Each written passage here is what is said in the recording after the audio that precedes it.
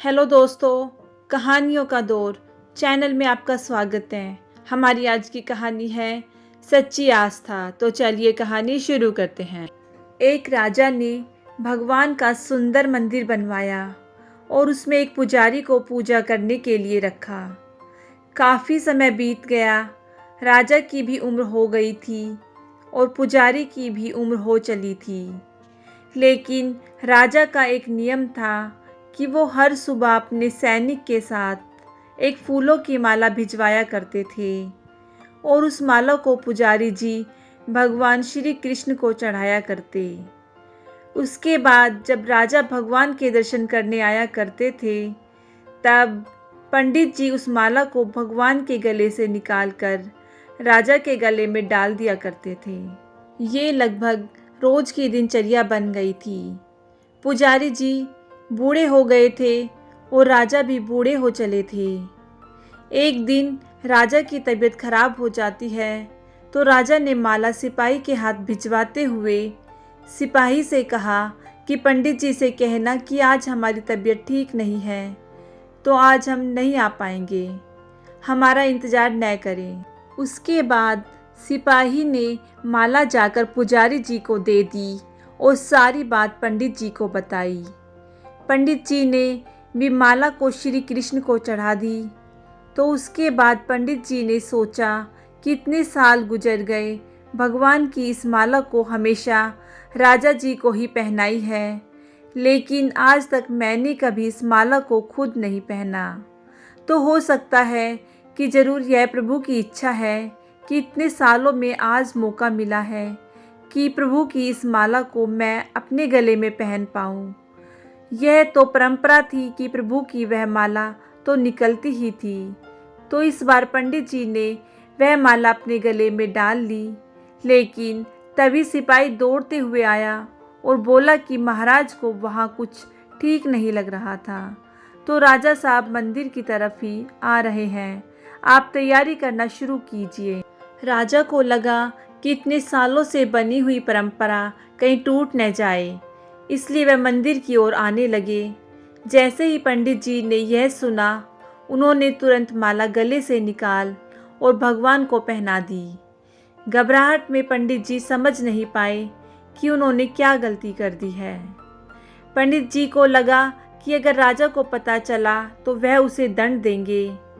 अब राजा आए तो रोज की तरह पंडित जी ने माला भगवान के गले से उतारी और राजा को पहना दी।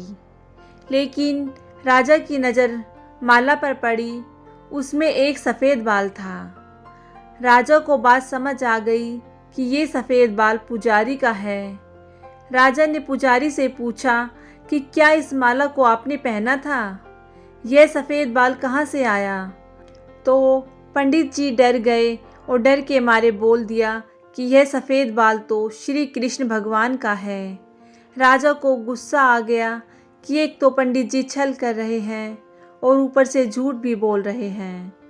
राजा ने थोड़ा गुस्से में आकर पूछा कि कृष्ण जी के कब से सफ़ेद बाल हो गए?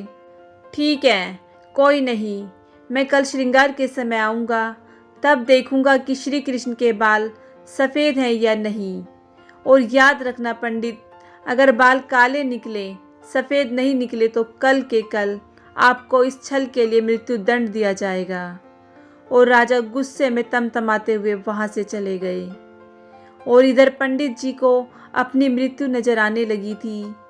वो श्री कृष्ण के आगे दंडवत कर लेट गए और बोले कि प्रभु मुझे क्षमा कीजिए, मैं लोभ में आ गया था, मुझे लगा यह माला मुझे भी पहननी चाहिए, मुझे बचा लीजिए प्रभु, नहीं तो कल राजा के हाथों मेरी मौत निश्चित है।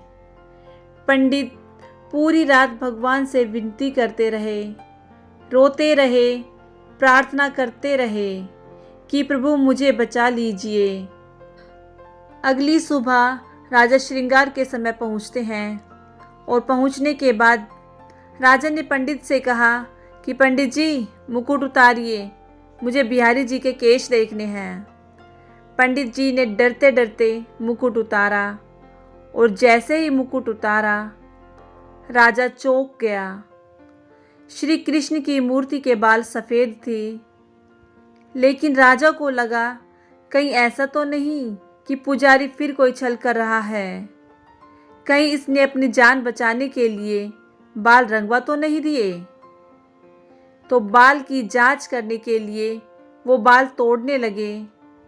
और जैसे ही राजा ने बाल तोड़े, मूर्ति में से खून बहने लगा।